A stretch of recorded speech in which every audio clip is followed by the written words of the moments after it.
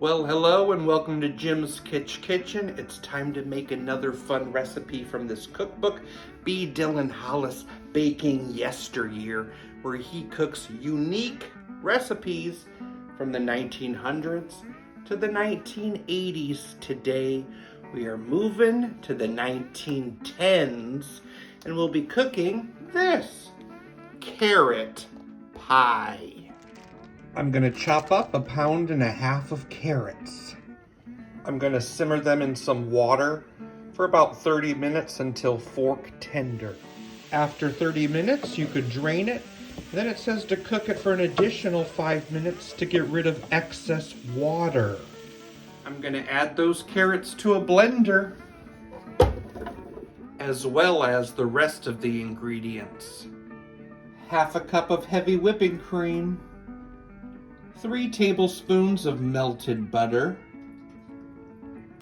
1 cup of brown sugar, 2 beaten eggs, a little salt, 2 teaspoons of cinnamon, a teaspoon of nutmeg, 1/2 teaspoon ginger, and a pinch of clove.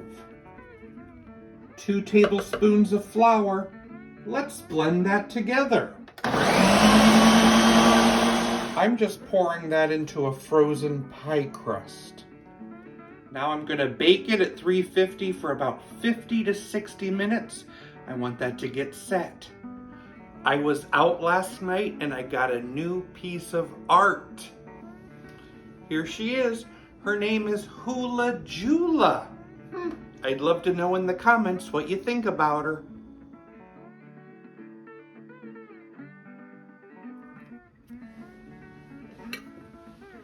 Carrot pie with whipped cream on top, of course.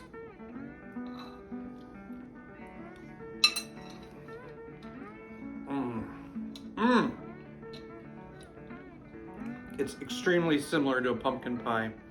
You kind of guess that's what it is at first, and then you kind of notice a little carrot aftertaste on the tongue. It's a great pie.